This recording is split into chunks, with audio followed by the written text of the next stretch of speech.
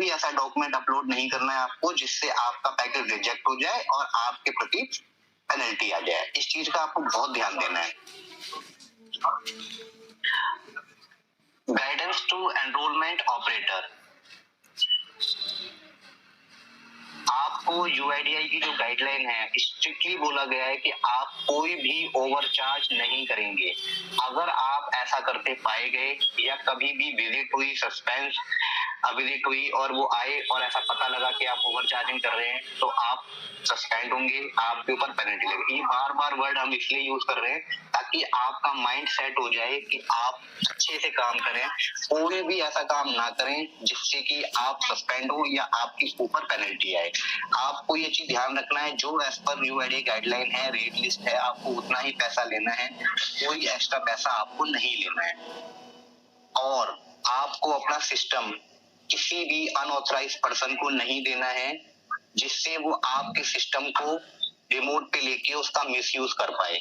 आपको ये चीज श्योरिटी रखनी है। आपकी स्टेट में 2 या 3 लोग हैं जिनकी आपकी रेगुलर बात होती है, या तो राजीव सर हैं या श्याम जी हैं या डीएम हैं। इन 3 के अलावा अगर किसी की मेरी भी कॉल आती है या किसी और की कॉल आती है, पहले आप अपनी टीम को कोऑर्डिनेट करेंगे, उनसे कंफर्म कर देंगे कि सर हमारे पास ऐसी कॉल आ रही है, आपके सिस्टम में कोई वर्जन अपग्रेड करना है या कुछ ऐसी चीज आपको बताएंगे जिसमें आपको लगे कि हाँ ये हो सकता है यूआईडीआई से कॉल है, तो आपको उस चीज को नहीं मानना है। आपको उनको ये कहना है ठीक है सर आप यूआईडीआई से हैं, मुझे 1 मिनट कंफर्म करने दीजिए, फिर मैं अपना सिस्टम आपको रिमोट पे दे दूंगा। आपको किसी भी थर्ड पर्सन को एंटरटेन नहीं करना है, उसको साफ मना कर देना है कि सर 2 मिनट का टाइम दीजिए, मैं एक बार कंफर्म करता हूँ, फिर आपको मैं अपना सिस्टम रिमोट में दे सकता हूँ। पहले आप स्टेट से कंफर्म करेंगे, अगर स्टेट आपको बोलते हैं तो आप दीजिए, वरना अदरवाइज किसी को अपना सिस्टम रिमोट पे नहीं देना है। Do not accept tampered application document, यहाँ पे बार बार ये चीज बताई जा रही है कि आपको कोई भी ऐसा टेम्पर्ड डॉक्यूमेंट नहीं लेना है जिससे आपका पैकेट रिजेक्ट हो। जैसे आप देखते हैं कि कोई नाम में व्हाइटनर लगा के सरनेम चेंज करके ले आते हैं, कोई फादर नेम चेंज करके ले आते हैं, जो कि आपको साफ साफ पता चल रहा है कि ये डॉक्यूमेंट टेम्पर्ड है। आपको वो डॉक्यूमेंट नहीं लगाना है, क्योंकि आप अगर टेम्पर्ड डॉक्यूमेंट अपलोड करते हो तो आपका पैकेट रिजेक्ट होगा, आप सस्पेंड होंगे, आपके ऊपर पेनल्टी आएगी। इस सब से बचने के लिए ये आपको करना ही क्यों है जब आपको पता है कि गलत है। तो इस चीज को ध्यान रखो कि आपको कोई भी डॉक्यूमेंट प्रेशर में आके नहीं लेना है। आप उनको बता सकते हैं सर ये कहीं और चल रहा होगा, हमारे पास नहीं चल पाएगा। इस चीज का प्रॉपर ध्यान रखना है। Do not allow installation of software application. आपको पता है कि कुछ एप्लीकेशन ऐसी होती हैं जो कि मिसयूज करने के लिए दी गई होती है। स्टेट वाले आपसे बात करेंगे या कोई और बंदा आपसे बात करेगा, थर्ड पर्सन आपसे बात करेगा कि आपके सिस्टम में कोई ऐसी एप्लीकेशन हम डाल देते हैं जिससे आप कुछ और चीज यूज कर पाए। तो ऐसी कोई भी चीज आपको नहीं रखनी है अपने सिस्टम में जो आपका सिस्टम में एप्लीकेशन स्टेट इंस्टॉल्ड करके दे रहा है। उसके अलावा कोई भी ऐसी एप्लीकेशन नहीं रखनी है जिससे आप यूज करने में, जो आप सॉफ्टवेयर यूज कर रहे हो उसमें यूज करने में आपको प्रॉब्लम आए।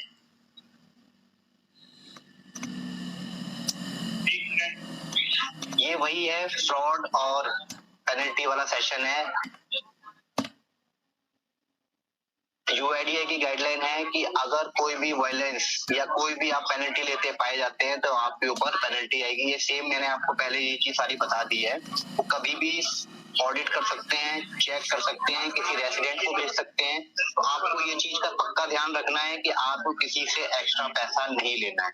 आज आप ले लोगे, 1 महीने ले लोगे, 2 महीने ले लोगे, आप जो भी काम करते हो उसको मॉनिटर यूआईडीआई कर रहा है, हम कर रहे हैं।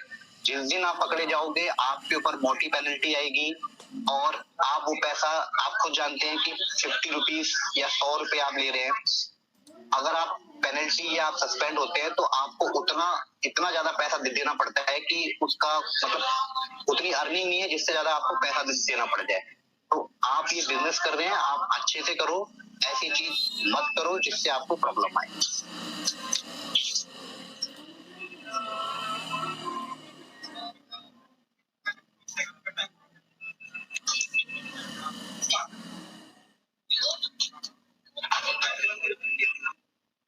मेरी सेकंड स्लाइड आपको शो हो रही है?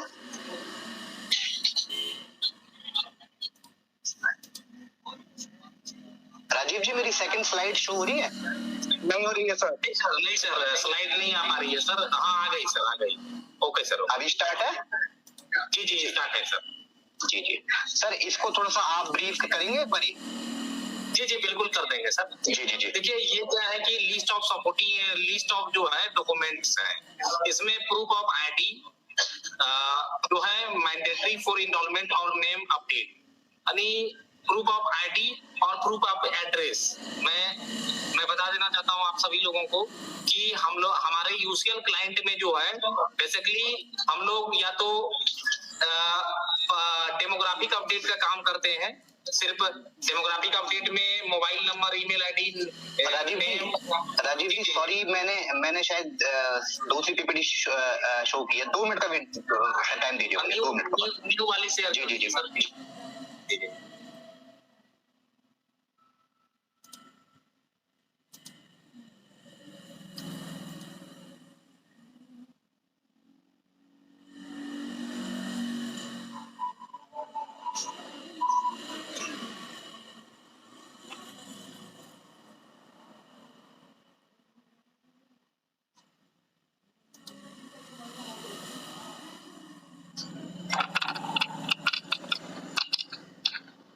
राजीव सर अभी शो हो रही है? नहीं सर, अभी तो हट गई है। हाँ शो कर गई सर। ठीक है, डॉक्यूमेंट्स से है। नीरज जी प्लीज अपनी माइक को म्यूट कर लीजिए सर। देखिए ये क्या है ना कि अभी हमारा जो new list of supporting documents आया है,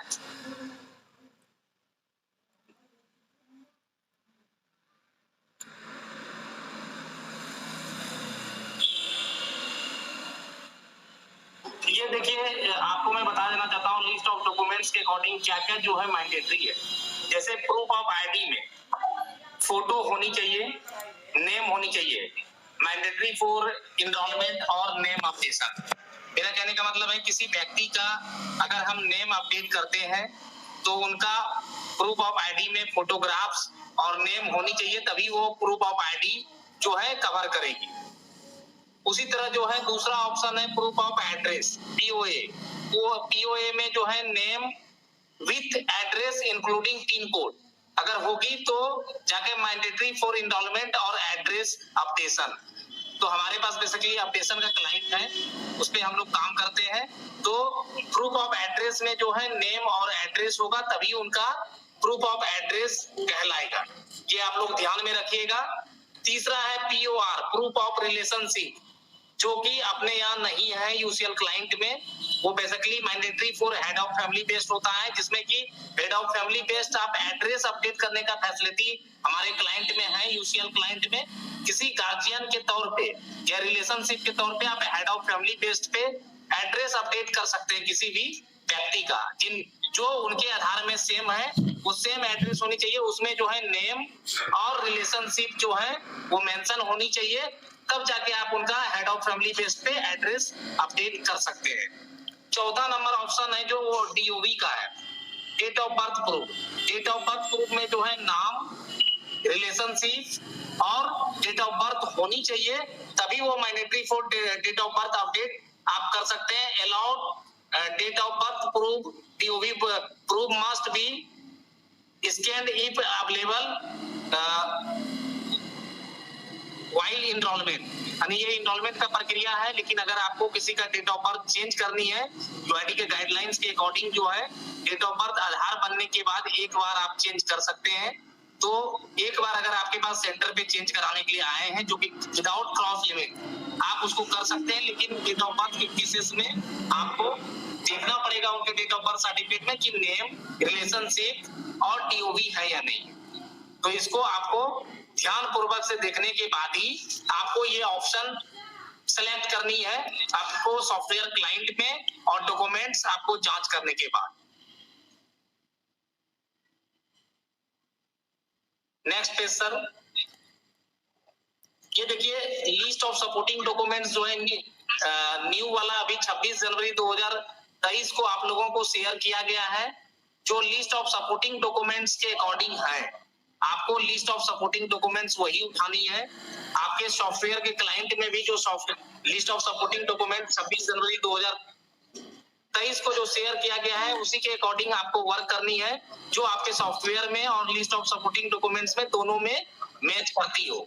आप सभी को लिस्ट ऑफ सपोर्टिंग डॉक्यूमेंट्स कल भी शेयर किया गया है हमारे द्वारा, तो प्लीज आप उसको देखें और उसी के अकॉर्डिंग आप अपडेट का कार्य करें।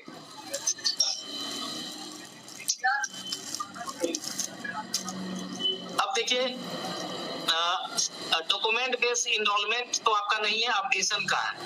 List of supporting documents, proof of ID, POA proof of address, POR proof of relationship, जैसे कि HOF मैंने बताया आपको, हेड ऑफ फैमिली बेस्ड किसी का अपडेशन करना है आपको address, DOV date of birth proof and DOV date of birth proof. By UID must be use of any other documents में to rejection and action against operator। Documents के according, documents के according आप जो भी proof select कर रहे हैं वो आपको सेम क्लियर स्कैनिंग कलर में आपको लगानी है। अगर आप गलत डॉक्यूमेंट्स स्कैन करते हैं तो उसके ऊपर भी रिजेक्शन है और सस्पेंशन है। उसी तरह और ओरिजिनल जो है आपको POI, POA, POR और DOV लेनी है। प्रूफ ऑफ ओरिजिनल जो है आपको POI proof of ID, POA proof of address, POR proof of relationship and DOV date of birth certificate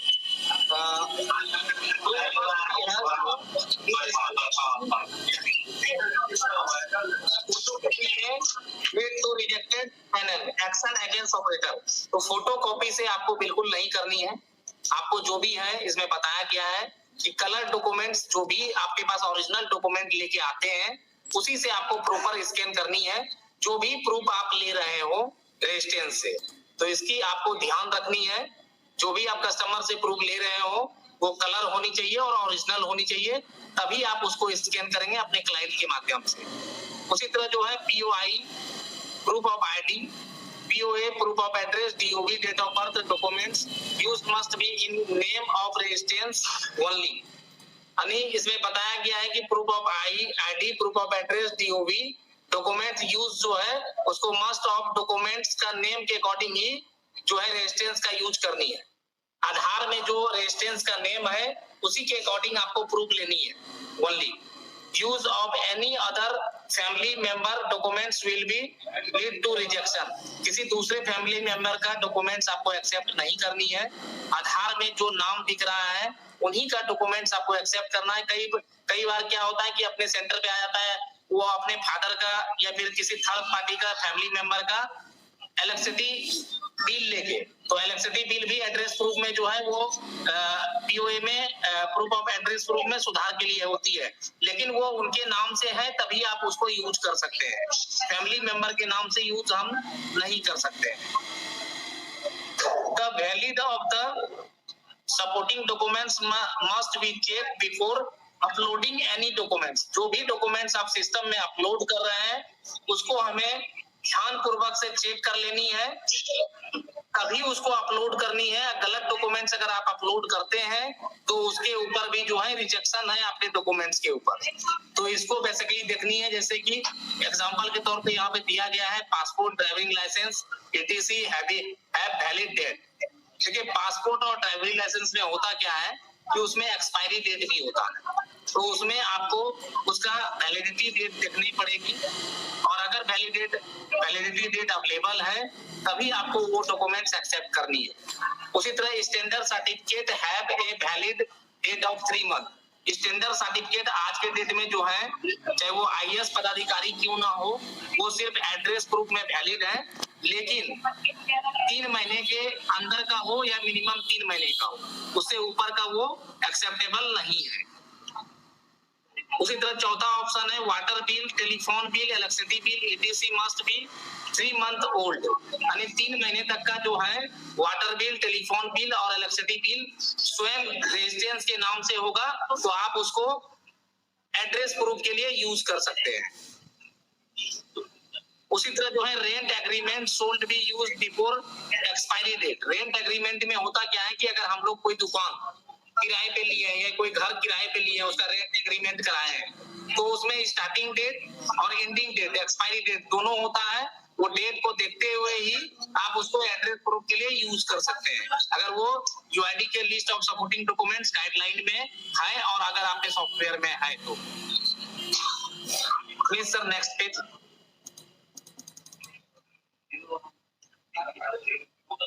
ये है देखिए head of family based enrolment and updation. जैसा कि मैंने पहले आप सभी को बताया कि head of family based enrolment का ऑप्शन तो अपने क्लाइंट पे नहीं है, अपडेशन की ऑप्शन है। तो to be only used for the cases where POI and POA are not available with the residents and must be used only for immediately family member। यानी देखिए उसमें क्या है ना कि आप एड्रेस HOF के बेस पे आप सुधार कर सकते हैं। एक फॉर्म होता है HOF बेस, आप लोगों को सभी लोगों को शेयर किया गया है। उस फॉर्म के माध्यम से जो उनके फैमिली मेंबर में एड्रेस है एड्रेस HOF के बेस पे POR proof of relationship is mandatory and must. ये जो है ये बोथ रेजिडेंस के लिए है, ये आपके लिए नहीं है, ठीक है, ये इनरोलमेंट के लिए है, तो इसको आपको यूज नहीं करना। उसी तरह head of family must have valid, next हो गया, ठीक है सर, ओके।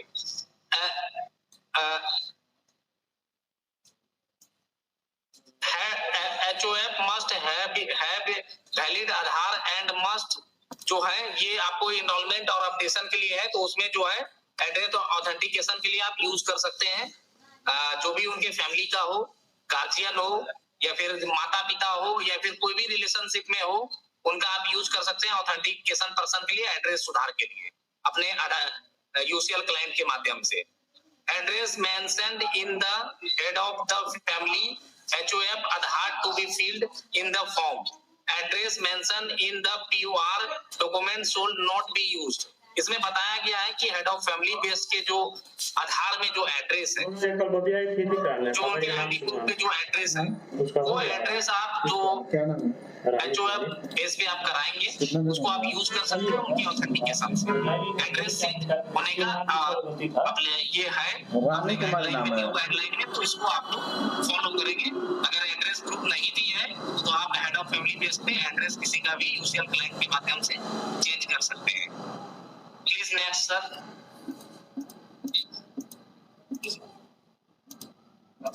अब देखिए इसमें लिखा हुआ है for full name first name change, किसी का कुछ भी नहीं हुआ। तो देखिए फुल नेम चेंज करने के लिए या फर्स्ट नेम चेंज करने के लिए आपको जैसा कि पहले भी ट्रेनिंग में बताया गया है हमारे द्वारा, हमारे डिपार्टमेंट के द्वारा, कि उसमें जो रेजिडेंस का जो resident to submit the gazette notification of any supporting POI proof of ID documents of old name with photographs aiming for first of the full name and first name changes। तो वो सिर्फ gazette notification पे ही उसका जो है valid है, otherwise कोई भी डॉक्यूमेंट से फुल नेम और फर्स्ट नेम चेंज होने का कोई भी आवश्यकता नहीं है, आपको नहीं करना है, सिर्फ ओनली फॉर गजट नोटिफिकेशन उसके लिए वैलिड है। In case of enrolment of child in 0 to 5 ये आपके लिए नहीं है। Sir next please.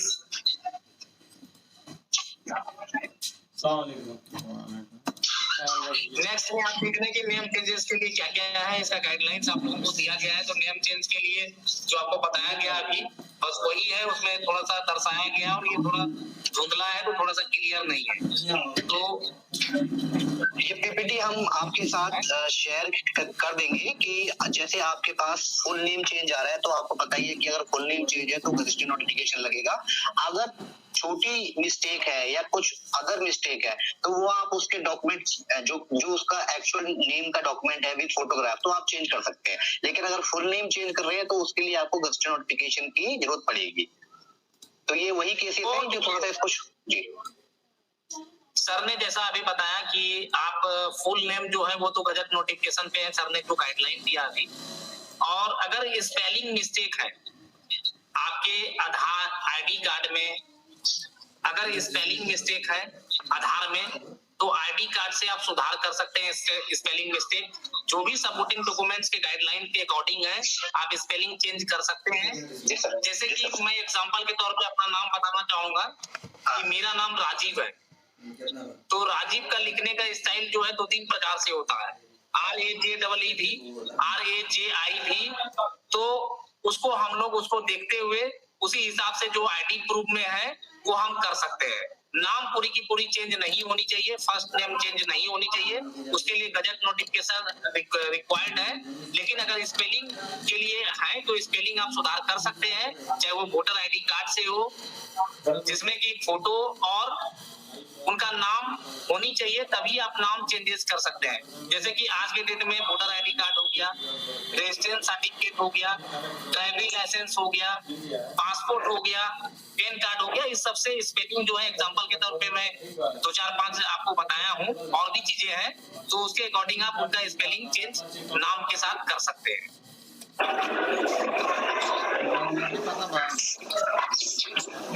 सर ये सही है जी जी।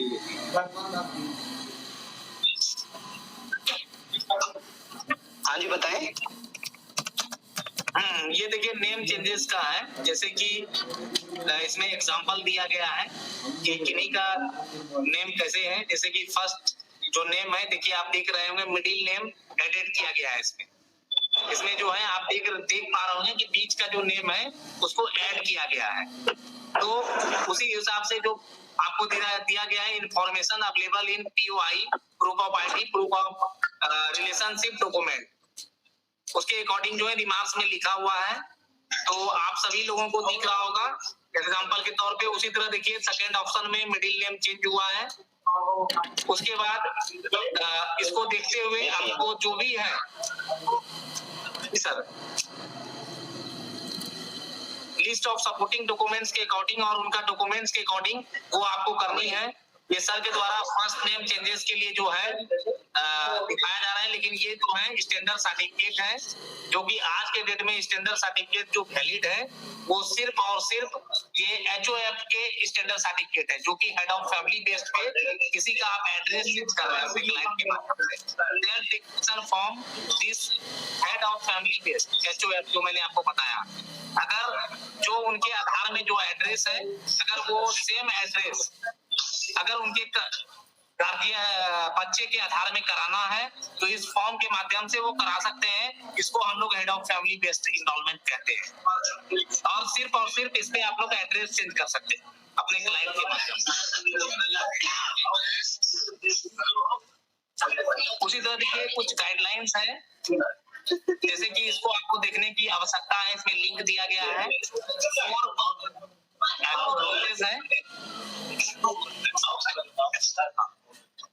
एक्सेप्शन केसेस है, ये इसको आप लोगों को देखने की आवश्यकता है। जैसे कि name change, gazette notification of new name along with any supporting proof of ID, documents of old name with photographs, उसी तरह दिया गया है। इसको आपको मैरिज सर्टिफिकेट या फिर और भी डॉक्यूमेंट्स के अकॉर्डिंग जो है आपको वो करने की आवश्यकता है। तो जो गाइडलाइंस में है उसी के अकॉर्डिंग करनी है। उसी तरह जेंडर चेंज के अकॉर्डिंग है, उसी तरह जो है डेट ऑफ बर्थ चेंज करने के अकॉर्डिंग है।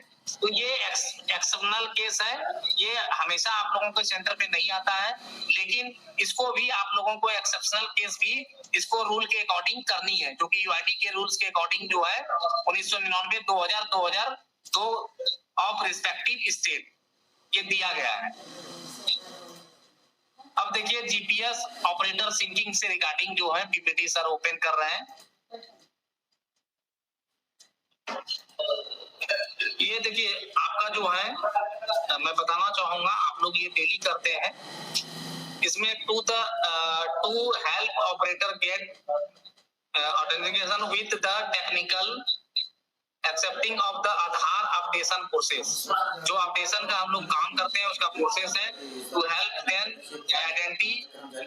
Identify the document use for Aadhaar updation, make the operator along about the, ये जो है हम लोग जो सिंक करते हैं अपने ऑपरेटर को, ऑपरेटर के साथ सिंकिंग और जीपीएस जो मिलाते हैं उसके इक्विपमेंट के बारे में ये बताया गया है, यूज हम लोग क्या क्या करते हैं। तो सबसे पहले तो इक्विपमेंट में हम लोग जो यूज करते हैं वो लैपटॉप है, लैपटॉप तो यूज होती ही है, सिंगल फिंगरप्रिंट डिवाइस है, सिंगल आइरिस डिवाइस है, प्रिंटर एंड स्कैनर, प्रिंटर के साथ साथ जो स्कैनर वाली प्रिंटर होती है वो यूज करते हैं, जीपीएस डिवाइस करते हैं और इंटरनेट कनेक्टिविटी जिसमें कि हमारा white listed static IP use होता है। ये आप सभी लोगों को पता होगा और इसकी पीपीटी भी आप लोगों के साथ शेयर किया गया है, तो प्लीज आप कोई भी पूछे तो ये आपको पता होनी चाहिए। नेक्स्ट सर,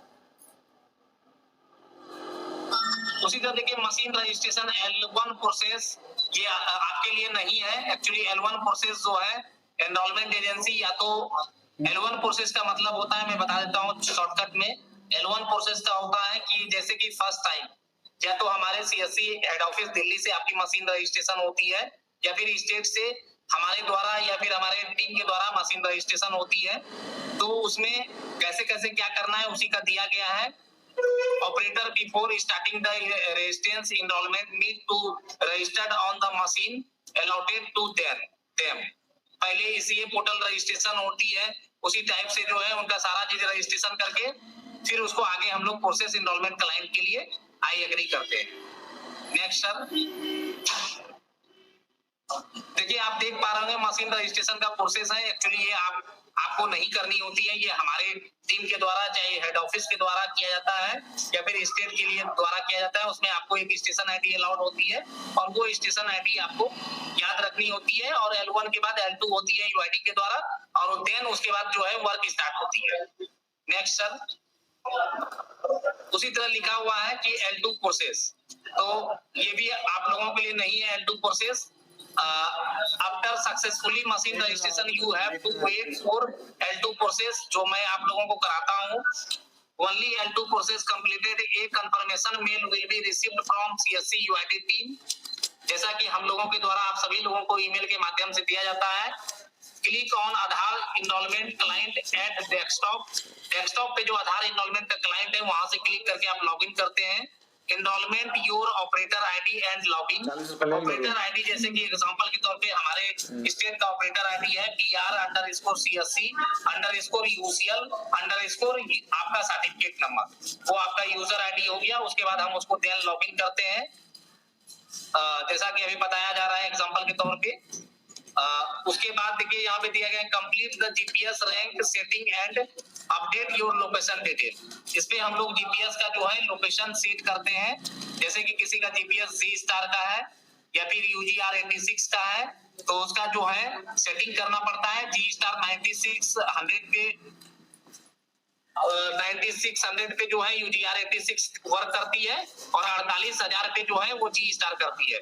तो उसको सेव करने के बाद हम लोग नेक्स्ट उसका प्रोसेस आगे करते हैं। वहां पे जो है लॉन्गिट्यूड और लैटिट्यूड आता है जो कि उसको हम लोग फिर उसको सेव करते हैं, तब जाके फिर हम आगे बढ़ते हैं सिंकिंग के लिए।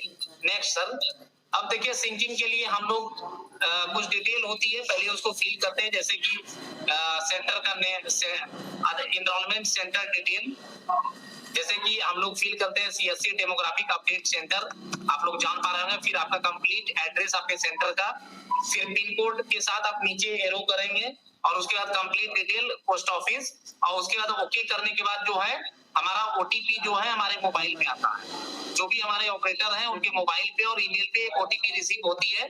वो ओटीपी डालने के बाद आइरिस से ऑथेंटिकेशन होती है, आइरिस लेके हम लोग उसको ओके करते हैं। उसके बाद सक्सेसफुली जो है उनको एक सक्सेसफुली का एक एसएमएस आता है आपके डेस्कटॉप पे कि आपका जो है आइरिस और जो आपका ओटीपी है वो सक्सेसफुली हो चुकी है, अब आप नेक्स्ट के लिए बढ़ सकते हैं।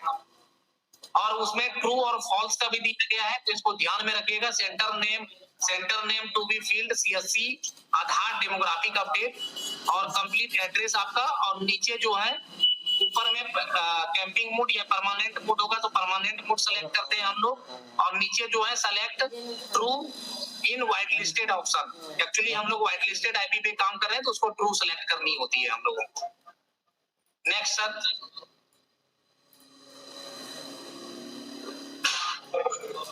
एक सर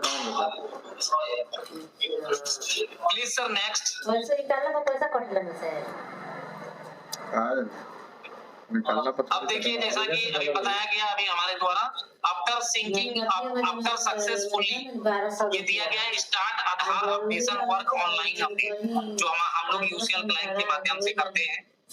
इसमें after successfully operators synchronise you can start Aadhaar online update work. इसमें सबसे पहले हम लोग ऑनलाइन अपडेट के प्रोसेस में जाते हैं और इसमें देखिए दो ऑप्शन है आप लोग ऑनलाइन अपडेट जाता शाखा में निकालो जहाँ स्टेट बैंक की शाखा आप लोगों के लिए बेहतर अपॉर्चुनिटी है ऑनलाइन डॉक्यूमेंट अपडेट भी है ना गांव में निकालो तो नजदीक में जगह ऑनलाइन अपडेट के बारे में आप जानिए जहाँ पे कि हम लोग किसी का भी मोबाइल नंबर नाम डेट ऑफ बर्थ नेम और एड्रेस चेंज कर सकते हैं। तो उसमें जो है आधार नंबर से हम लोग उनका आधार नंबर लेंगे और Aadhaar number instalment number ID है आधार नंबर से उनका डेटा फेच करेंगे थंब या आइरिस लगा के और थंब आइरिस लगाने के बाद यहाँ पे फाइंड आधार करेंगे फाइंड आधार करने के बाद उनका जो एनरोलमेंट क्लाइंट का पेज है वो ऑप्शन हो जाएगा। कोई चीज अगर हमें चेंजेस करना है जैसे कि नेम या मोबाइल नंबर या जेंडर या डेट ऑफ बर्थ या एड्रेस तो वहाँ यहाँ पे एज पर डॉक्यूमेंट्स जो प्रूफ ऑफ आईडी या प्रूफ ऑफ एड्रेस का डॉक्यूमेंट्स दिया गया है उनके अकॉर्डिंग हम उसको देखेंगे और उसके अकॉर्डिंग फुलफिल करेंगे और मोबाइल नंबर और ईमेल आईडी में कोई भी डॉक्यूमेंट्स की आवश्यकता नहीं होगी।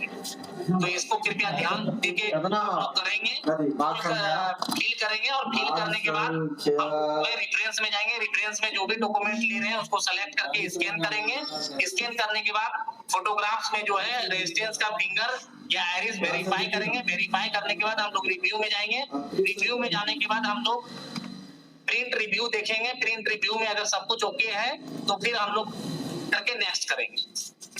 Please sir next. अब देखिए नेक्स्ट करने के बाद कंप्लीट करने के बाद अब ऑपरेटर की ऑथेंटिकेशन ऑपरेटर की ऑथेंटिकेशन मतलब का मीनिंग है कि ऑपरेटर ओनली फॉर फिंगरप्रिंट से ही ऑथेंटिकेशन कर सकते हैं जैसा कि आप लोग करते हैं। ऑपरेटर का ऑथेंटिकेशन वैलिड होने के बाद उसके बाद हम लोग सेव करते हैं फिगर जैसे कि बताया गया है authentication and attach Dineshwar Mishra closures Vinod Mishra attach supporting documents original and colour document to be scan रकबा डॉक्यूमेंट हम लोग स्कैन करते हैं वो कलर और ओरिजिनल डॉक्यूमेंट स्कैन करते हैं। उसके बाद इस डाटा को हम लोग सेव करते हैं सेव करने के बाद फिर हम लोग नेक्स्ट पढ़ते हैं जैसा कि हम लोग प्रोसेस करते हैं। Next sir please.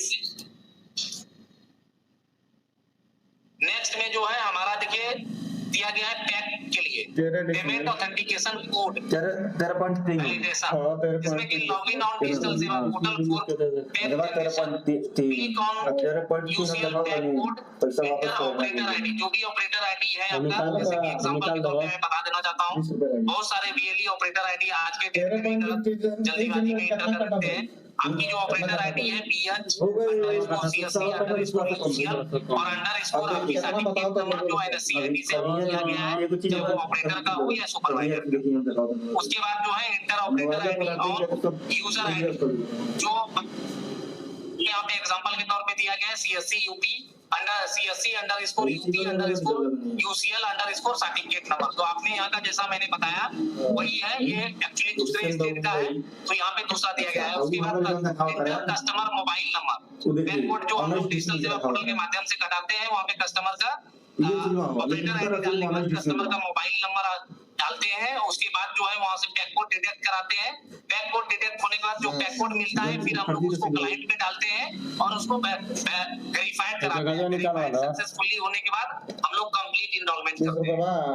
निकाला ना मत दिया operator can try to resolve the issue of any हम फर्जी कोई नहीं करता पैसा सामने दिया था तक कोई वर्क नहीं कर रहा है किसी भी सर्च में और 10 मिनट के बाद यही पहुंचा तो फर्जी से search for service app in the window search bar मान के चलिए कि हमारा वहां पे आइरिस काम नहीं कर रहा है तो आइरिस को हम लोग जाके वहां से रीस्टार्ट करते हैं या फिर फिंगरप्रिंट को जो भी हमारा डिवाइस काम नहीं करती है सर्विस में जाके हम उसको रीस्टार्ट करते हैं फिर वो रिजॉल्व हो जाती है वो वर्किंग करना शुरू हो जाती है।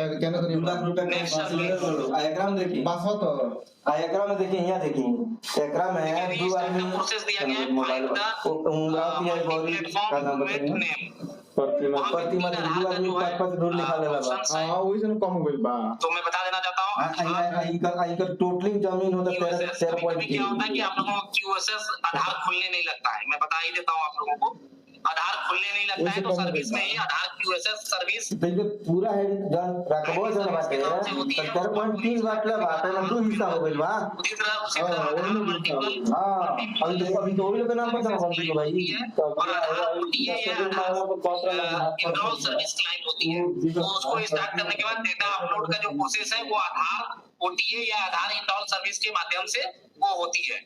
Please sir next.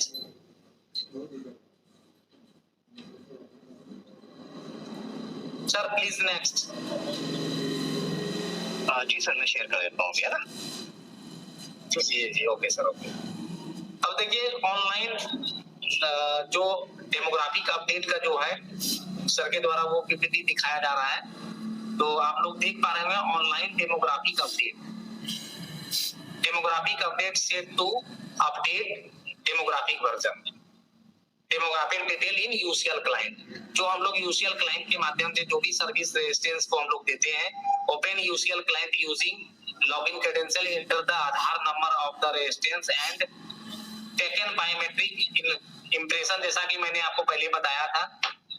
उसी तरह लॉगिन करने के लिए ये है, तो उसमें फेच होती है, फेच होने के बाद जो है नेक्स्ट क्लिक करके हम लोग रेजिस्टेंस का डिटेल फेच करते हैं, जो UCL क्लाइंट में हम लोग करते हैं, चाहे वो EID से हो या फिर ये सर सेम क्लाइंट है क्या अभी जो मैंने बताया? नहीं मैंने चेंज किया है, ये थर्ड ईयर। ओके थर्ड, ठीक है। In the demographic page enter the update information as per the update form and click next. इसमें क्या दिया गया है, जो आपका अपडेट का फॉर्म है उसके अकॉर्डिंग जो है इसको आपको फिल करनी होती है। जो आधार में आपको proof of ID update resistance information है, उसको चेक करने के बाद अगर उनको दिखाते हैं आप ओपन करके और उसमें उनको कोई चीज चेंजिंग कराने की आवश्यकता होती है तो वो आपको बताते हैं, उसके अकॉर्डिंग आप फॉर्म फिल करते हैं उनका ID कार्ड को देखते हुए। सिर्फ मोबाइल नंबर और ईमेल में सपोर्ट आपको सपोर्टिंग डॉक्यूमेंट्स उनकी लगानी पड़ती है, उसी के अकॉर्डिंग में दिया गया है, आप लोग इसको करते भी है और उसी को करते हुए आप काम करते हैं। Next sir.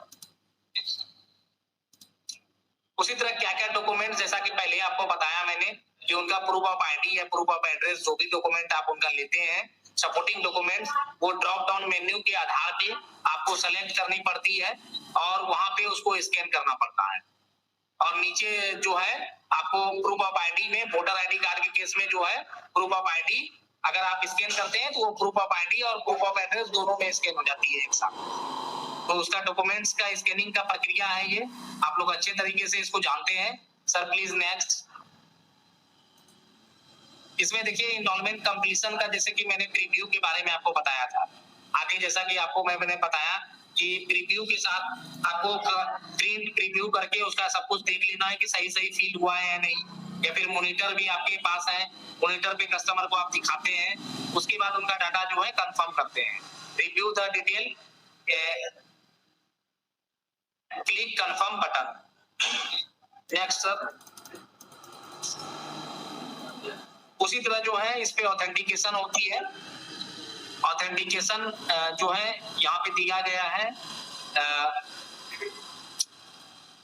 Capture biometric confirmation of the operator and the resistance and click verify.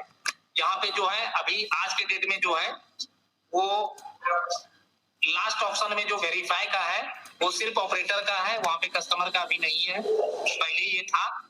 अभी सिर्फ ऑपरेटर वेरीफाई करते हैं और उसको नेक्स्ट जो है वेरीफाई करके ऑप्शन आता है जैसा कि आप करते हैं, और उसके बाद नेक्स्ट हम लोग आधार कंफर्म इंस्टॉल अपडेट करते हैं। Next sir. उसमें देखिए क्या क्या डॉक्यूमेंट्स जो है आपने स्कैनिंग के लिए है उसके बारे में बताया गया है। तो जो आपने proof of address, proof of ID और DOB के साथ या HOF के साथ आप अपडेट करते हैं, उसके लिए स्कैनिंग का प्रक्रिया है। Mandatory scanning of supporting documents and update form, इसी पेज में जो है क्लाइंट पे आप करते हैं और इसी तरह आपको पीपीटी के माध्यम से बताया जा रहा है और आप कैसे अच्छे से और करें उसके लिए आपको दोबारा फिर से ट्रेनिंग दिया जा रहा है। Next sir please.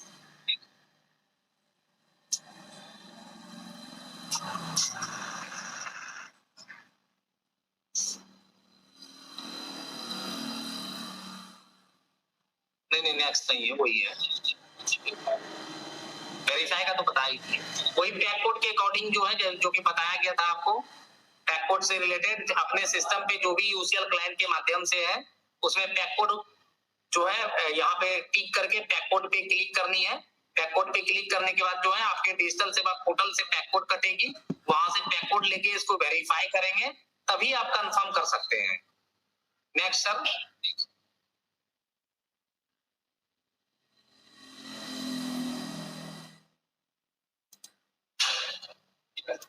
Next sir please. ये तो सर मैंने बता दिया कि कोई भी दिक्कत होती है तो देखिए यहाँ वेरीफाई करने के लिए जो भी डिजिटल सेवा पोर्टल से आपका पैक कोड कटती है उसको आप इसके अंदर डालते हैं, उसके बाद वेरीफाइड करते हैं और उसके बाद जैसे ही वेरीफाई होती है फिर आपका सेकंड पेज पे चला जाता है कंप्लीट इनरोलमेंट के ऑप्शन पे। सर नेक्स्ट देखिए यहाँ पे टिक करके यहाँ पे जो है प्रिंट करके और यहाँ पे कंप्लीट इनरोलमेंट का ऑप्शन होता है, फिर आप कंप्लीट इनरोलमेंट करते हैं और वो एक पेज आपका कंप्लीट हो जाता है। उसी तरह डॉक्यूमेंट अपडेट जो है उसके बारे में अभी बताएंगे। सर डॉक्यूमेंट अपडेट के बारे में थोड़ा सा आप रीड कर दें क्योंकि हमारे यहाँ डॉक्यूमेंट अपडेट का बहुत पुअर कंडीशन है सर, तो प्लीज थोड़ा सा हमारे लिए आप सजेस्ट करें सर इसके लिए। ठीक है। After logging into latest UCL client version, operator to select life cycle change and click online document update option drop down menu. आपको इस चीज की श्योरिटी रखनी है कि कोई भी डॉक्यूमेंट अगर आप अपडेट कर रहे हैं तो उसको एक बार क्रॉस चेक करना है कि जिसका आप डॉक्यूमेंट लगा रहे हैं क्या वो सही है या गलत है। प्रॉपर डॉक्यूमेंट चेक करने के बाद ही आप उसमें अपडेट करेंगे। कोई भी डॉक्यूमेंट ऐसा ना यूज करें जो कि टेम्पर्ड हो या उसमें कोई प्रॉब्लम हो।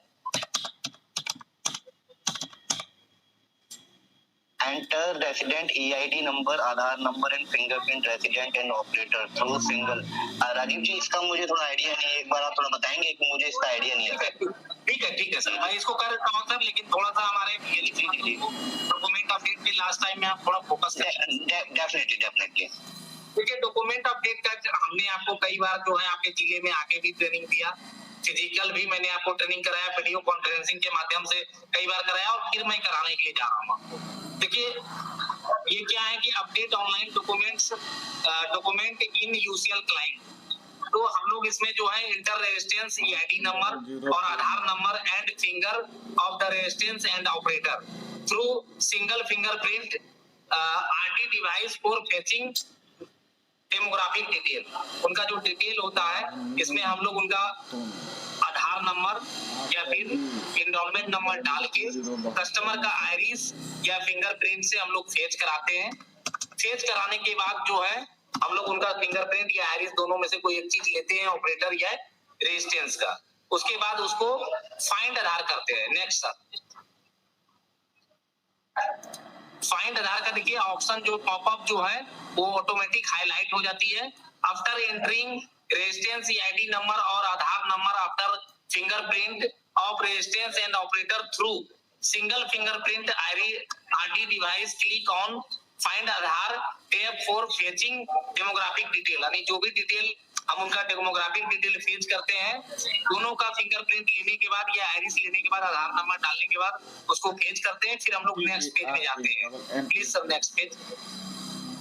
नेक्स्ट पेज में जो है का पूरा एनरोलमेंट क्लाइंट खुल के आ जाती है, जो डेमोग्राफिक डिटेल का होता है आप लोग देख पा रहे होंगे। उसको हम लोग जो है रेजिस्टेंस का डेमोग्राफिक डिटेल जो है, resistance demographic detail will appear on screen, जो भी उसमें उनके स्क्रीन पे होता है, आधार के क्लाइंट के स्क्रीन पे होता है। Operator to match and verify fetching demographic detail before accepting proof of ID and proof of address document of residence and then click on next। इसमें हम लोग बेसिकली करते क्या है कि उनका डॉक्यूमेंट्स के आधार पे और इनरोलमेंट क्लाइंट के आधार पे, जो ये क्लाइंट डेमोग्राफिक का क्लाइंट है उसके आधार पे हम उनका डॉक्यूमेंट्स चेक करते हैं, और डॉक्यूमेंट्स में अगर उनका नेम, बनवा Patel address with pin code और ऊपर सब कुछ सही होते हैं, उसके बाद हम लोग फिर इसको नेक्स्ट करते हैं। कौन कंपनी के प्रिंटर है? HP नेक्स्ट करने के बाद स्कैनिंग का ऑप्शन आता है जो कि रेफरेंस का कॉलम है, इसमें हम लोग जो भी डॉक्यूमेंट्स उनका ले रहे हैं वो यहाँ स्कैन करेंगे। एग्जांपल के तौर पे अगर मान के चलिए किसी कस्टमर के पास वोटर आईडी कार्ड है तो वोटर आईडी कार्ड आप ऊपर में सेलेक्ट करेंगे और नीचे भी सेलेक्ट करेंगे। सेलेक्ट करने के बाद सिर्फ आप ऊपर वाला स्कैन करेंगे, स्कैन करने के बाद ऑटोमेटिक जो है वो नीचे वाला भी स्कैन हो जाएगा, क्योंकि वोटर आईडी कार्ड के केस में प्रूफ ऑफ आईडी और प्रूफ ऑफ एड्रेस दोनों पार्ट हम लोग both part proof of ID के लिए स्कैन करते हैं और उसके बाद नोट ईमेल पे क्लिक करके हम लोग नेक्स्ट करते कितना हैं। देर हो गया प्रिंटर ले ले? Please next sir. नेक्स्ट करने के बाद फिर हम लोग फोटोग्राफ्स ऑप्शन पे आते हैं। After scanning and authentication document photographs window option and operator capture registers biometric and click on next step. इसमें देखिए बेसिकली हम लोग कस्टमर का जो रजिस्टर्स होते हैं उनका बायोमेट्रिक कैप्चर करते हैं। बायोमेट्रिक में उनका फिंगरप्रिंट या आइरिस से दोनों माध्यम दिया गया है, दोनों से आप किसी एक माध्यम से कैप्चर करेंगे और उसके बाद इसको वेरीफाई करेंगे। वेरीफाइड होने के बाद फिर हम लोग नेक्स्ट करते हैं। Next sir. नेक्स्ट करने के बाद देखिए review window will show case the verification detail operator to verify the residence detail for final confirmation and click on confirm tap. तो आपको इसको वेरीफाई कर लेनी है अच्छी तरह से, प्रिंट रिव्यू में जाके या फिर डायरेक्ट डेस्कटॉप पे जाके आपको वेरीफाई करने के बाद ही इसको कंफर्म करनी है। अभी इस इनरोलमेंट को सबमिट करनी है, इसको आप लोगों को ध्यान में रखनी है। Next sir. अब देखिए यहाँ पे ऑपरेटर जो है अपनी फिंगर देंगे। After confirmation operator will have to provide his biometric and click on verify biometric and then click on save button. वहाँ के बाद आगे बढ़ने के बाद ऑपरेटर का ऑथेंटिकेशन मांगा जा रहा है, जो कि ऑथेंटिकेशन सिर्फ और सिर्फ फिंगरप्रिंट से होती है। ऑथेंटिकेशन करने के बाद वेरीफाइड करेंगे, उसके बाद हम लोग सेव करेंगे, फिर हम लोग नेक्स्ट स्टेप पे जाएंगे। नेक्स्ट स्टेप पे उसके बाद जो है बैकवर्ड की विधि है जो कि आप सभी लोगों को पता होगा। डिजिटल सेवा पोर्टल के माध्यम से जो है बैकवर्ड जनरेट होती है। After saving operator will have click on validation backward होती है, उसको हमें लेनी है। वेरीफाई करनी है। वेरीफाई कॉलम सेकंड में है, मैं जाके दिखा रहा हूँ। देखिए यहाँ पे हम उनका दुकान के लगे दू गुरो दुकान खुलल बा डालते हैं। कई बार नहीं करने पे आपके साथ स्पेस का मामला भी रहता है। स्पेस आ जाती है तो स्पेस के जो है वो आपका लेता नहीं है, कुछ प्रॉब्लम बता देता है, ये जो है वैलिड नहीं है या फिर और भी कुछ इशू बता देता है। तो आपको स्पेस कम जो है स्पेस कम करके फिर उसको वैलिडेट करना है, या फिर आप 1 to 1 वहां से लिखे यहाँ पे हैंडराइटिंग मतलब तब जाके इसको वैलिडेट करें, बिल्कुल successfully validate. Pack code through digital Seva portal submit validate. वो दुकान के लग रहा तब वाले में वो करने के बाद वहां पे कंफर्म की ऑप्शन देंगे। नेक्स्ट हम का ये साला के रहे से खर्चा पानी नहीं चलाओ के कंफर्म का ऑप्शन दिख रहा है हम ना तो हम सोच के ये कोई डॉक्यूमेंट है पहले नया दुकानिया किराना खुल गया तो दुकानिया कस्टमर कम मान लगे 3 साल का दुकान होता है ना बताए करने के बाद अतल रोड पर वो फोटोकॉपी की दुकान खुल गई कोर्सेज का डॉक्यूमेंट बनाता पैसा रिचार्ज निकालता है रिचार्ज करता फोटोकॉपी करता प्रमोट कस्टमर कम हो गया screen operator need to click attach document tab for final submission. यहाँ पे आपको प्रिंट लेने के बाद प्रिंट लेते हैं आप, प्रिंट रिसीप्ट, उसमें कस्टमर का रेजिस्टेंस का और अपना सिग्नेचर करते हैं। उसके बाद अटैच डॉक्यूमेंट्स पे आप क्लिक करते हैं। अटैच डॉक्यूमेंट्स पे क्लिक करने के बाद वो डॉक्यूमेंट्स आपको अटैच करनी होती है जो आप प्रिंट रिसीप्ट निकाले हैं, वो अटैच करने के बाद फिर कंप्लीट इनरोलमेंट का ऑप्शन। नेक्स्ट हाँ अब यहाँ पे देखिए स्कैनिंग का ऑप्शन है जो कि मैंने आपको पहले बताया। Operator is to attach resistance signed print receipt and signed enrolment form and click on save button. यहाँ पे जो आप स्कैन करते हैं जो आप प्रिंट उनका निकालें प्रिंट सब तो मतलब बोल रिसिप्ट और उनका इनरोलमेंट फॉर्म स्कैन करने के बाद उनको सेव करते हैं। नेक्स्ट सर ये ऑप्शन के उसके बाद जो है हम लोगों का कंप्लीट इनरोलमेंट का ऑप्शन आता है। Now operator click on complete enrolment for completion the documents update request successful. यहाँ पे हम लोग कंप्लीट इनरोलमेंट करते हैं। पूरी तरह से इनरोलमेंट हमारा एक ऑपरेशन कंप्लीट हुआ। 1000 रुपया दी तो दोनों समझ लेते। अब एरर पेनल्टीज के बारे में है तो बेहतर सर हमारे साथ है तो सर बताएं तो ज्यादा बेहतर होगा।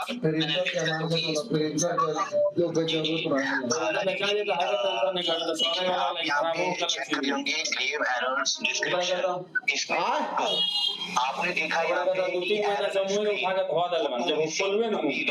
ह्यूमन फोटो फोटोकॉपी करा ले तो बताइए बाद में पैसा ले लिया किराना दुकान में जानता बड़ा करना है फिर अपडेट कर रहे हैं लेकिन उसमें आपने फोटो नहीं लगाई है तो जो फोटो मिसिंग है आपकी अगर फोटो नहीं होगी तो उसमें भी आपका एरर आता है फोटो मिसिंग का। आप क्या करते हैं कोई आया आपके पास रहता है बच्चे का मुझे बनवाना है तो बच्चे का आप उसको फोटो खींचते हैं तो फोटो से फोटो भी अगर आप लेते हैं तो ये भी एक आईडी बोल ना बता हम क्या करो फोटो एरर के अंदर एक तो आपको जब जनरेट कर रहे हो तो आप उसमें मेंशन करनी है और ये चेक करवा हमारा खातवा पैसा अगर आपको आधार अपडेट गूगल बा का बंद बाकी का बा चेक करवा हमारा खातवा बंद बा का फिनो वाला पैसा ही बा ट्रांसलेशन एरर तो बताओ अगर आपके पास कोई आता है और आप मिसबिहेव करते हैं उसके साथ कोई ऐसी लैंग्वेज आप उसके साथ यूज करते हैं तो उस पे भी आपके ऊपर पेनल्टी है। तो आप इस चीज का ध्यान रखें कोई भी आपके पास आता है पोलाइटली बात करेंगे उसके साथ मिसबिहेव नहीं करेंगे।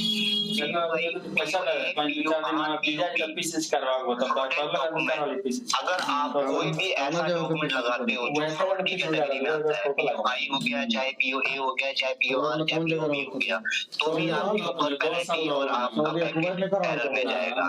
POI POA POR POB missing document हमारे पास रेसिडेंट आया हमने उसमें पैकेज जनरेट करना था हमने उसमें स्कैन करना था डॉक्यूमेंट हमने वो डॉक्यूमेंट स्कैन ही नहीं किया उसको कॉपी कर दिया जल्दबाजी में किया या हमने ध्यान नहीं दिया और वो आपने पैकेज जनरेट कर दिया तो वो पैकेट आपका रिजेक्ट होगा और ये भी आपका पेनल्टी की कैटेगरी में आता है।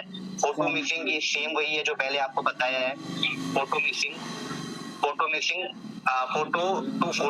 टू फोटो ये पहले मैंने बता दिया आपको। चाइल्ड अपडेट अगर आपके पास कोई बच्चा आता है अपडेट कराने के लिए और आपको लग रहा है एज 5 साल से ज्यादा है या 10 साल से ज्यादा है नहीं में 5 साल का ये तो आपको फेस टू फेस पता चल रहा है इसलिए आप ये चीज आपके पास कोई ऐसा डॉक्यूमेंट आ रहा है आजकल यूपी या बाद में पैसा दें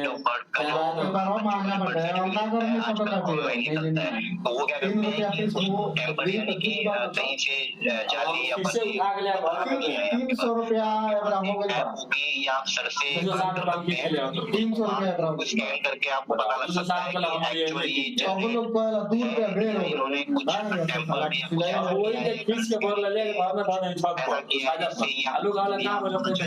डुप्लीकेट है तो उसको नहीं करना है ठीक है। हाँ किराना दुकान में मानो सामान किराने तो बाद में करके दिया जाए। ये सेम वही है कि जो अगर आप लैंग्वेज बिहेव कर रहे हो या रिजेक्ट ये सारा आपका रिजेक्शन में आता है। अगर आप कोई ऐसा डॉक्यूमेंट ले रहे हो लेकिन कोई ऐसा डॉक्यूमेंट नहीं अपलोड कर रहे हो तो ये सारा रोडों को खुल गई तो वो सब और गड़बड़ा के कमाए वाला आदमी साला 25-30 या एक दिन में डिग्री होता मजा नहीं क्या मतलब सामानों को बेचाता पे बायोमेट्रिक तो सामान हो रहा है तो फिर सामान किन के आएंगे बात फिंगरप्रिंट और फुल आइरिस नया उदय बात साला एक कोई आदमी घर है टाइम पास कर रही है काम हो गई मतलब हमने क्या बोला कि कंपनी के चक्कर में इतना दिन पकड़ रहा था हमने को 5 दिन में काम सऊदी का मतलब सर इनके पास डेमोग्राफी इंडिया का लाइसेंस बा, सऊदी का लाइसेंस बा, बात कोई लगा था मत वीजा के की हो गई कर्जा बने यार पैसा ले ले बन जाता है पैसे का आपको पता है आदमी से मोबाइल में 10,000 रुपए डलवाए हमरा पास दे 4 उसका पार्ट रखा है, जैसे डी हो गया, DOE हो गया, B हो गया और B3 हो गया। या जितनी भी एरर दिखाई है इनमें इसमें 1,000 रुपए पर पैकेट आपके ऊपर पेनल्टी लगती है। DE जैसे जेंडर, आपने किसी का पैकेट जनरेट किया और उसका जेंडर की गलती से चेंज कर दिया, तो था आपने उसमें गलती से फीमेल लिख दिया, तो इसके ऊपर मैंने आधार अपडेट कराया, तो ये भी आपका पेनल्टी में काउंट होता है। एज फोटो मिसमैच, कोई आपके पास आ रहा है एज ज्यादा है, डॉक्यूमेंट ला रहा है एज साफ पता चल रहा है कि वो कह रहा है मैं 16 का हूँ और एज के लग रहा है 34 का, वो डाउट हो रहा है तो आप क्रॉस चेक कर सकते हैं। कोई भी ऐसा डॉक्यूमेंट ना लगाएं जिससे आपके ऊपर पेनल्टी आए। फोटो मिसमैच सेम मैंने बताया आपको, error in name incomplete address, कोई भी आपके पास आता है और अगर आपके पास जो डॉक्यूमेंट बोल रहा है डॉक्यूमेंट के बिहाफ पर डॉक्यूमेंट अपडेट करना है, आपने फिर भी कोई ऐसा नाम मेंशन कर दिया, नाम भी मिसमैच कर दिया, तो वो आपका रिजेक्ट हो जाएगा। इनकम्प्लीट एड्रेस फॉर्म आपके पास है, पिन कोड आप डालते हैं, ऑटोमेटिक उस एरिया का एड्रेस ऑटोमेटिक आ जाता है। फिर भी आप क्रॉस चेक कीजिए कि जो वो डॉक्यूमेंट आया है जिससे वो अपडेट कराना चाह रहा है वो दोनों मैच कर रहे हैं नहीं कर रहे हैं। इनकम्प्लीट एड्रेस आप मेंशन नहीं करेंगे और डायरेक्ट उसको अपलोड नहीं कर देंगे। रिलेशनशिप मिसमैच, रिलेशनशिप मिसमैच जैसे अभी आपको सर ने बताया था जो एचओ अभी जो हमारी न्यूज़ स्टार्ट हुई है कि घर का दोनों समय बेचवाना अगर उसके पास एड्रेस अपडेटेड है और उसके बिहाफ पे वो अगर सबके एड्रेस चेंज करना चाह रहा है तो आप ले लो, लेकिन हम इस चीज की श्योरिटी रखते हैं कि ऐसा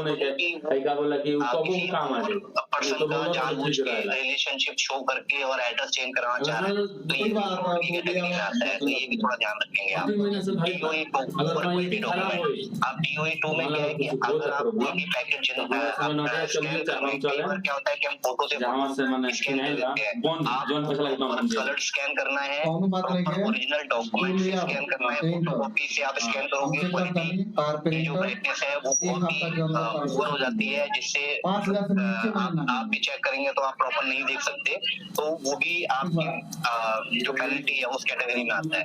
डेमोग्राफिक डाटा मिसमैच, राजीव जी ये मुझे समझ नहीं आया, डेमोग्राफिक डाटा मिसमैच ये क्या चीज है? इसमें सर देखिए समस्या क्या है ना कि डेमोग्राफिक डेटा मिसमैच का मतलब है कि इन्होंने जो उनसे सपोर्टिंग डॉक्यूमेंट्स लिया, ठीक है सर, ठीक है, उसमें क्या है कि आधार में जो क्लाइंट में है कुछ और भी है और इन्होंने सपोर्टिंग डॉक्यूमेंट्स और भी कुछ का ले लिया, जैसे कि मान के चलिए कि मेरा नाम जी इन्होंने आपका डॉक्यूमेंट सेलेक्ट कर लिया और उसको इसके अंदर के अटैच कर दिया, तो वो डॉक्यूमेंट डेमोग्राफिक डेटा मिसमैच में जाता है सर। हाँ, और इसमें एक चीज और ऐड करना चाहूंगा, मुझे भी याद आया, जैसे मान लीजिए कोई आपके पास एड्रेस चेंज कराने के लिए आ रहा है और उसके साथ साथ आप कोई दूसरा डॉक्यूमेंट भी अपडेट कर रहे हो, उसमें आप मतलब स्कैन कर रहे हो, तो वो भी इसी डेमोग्राफिक डाटा मिसमैच में आएगा।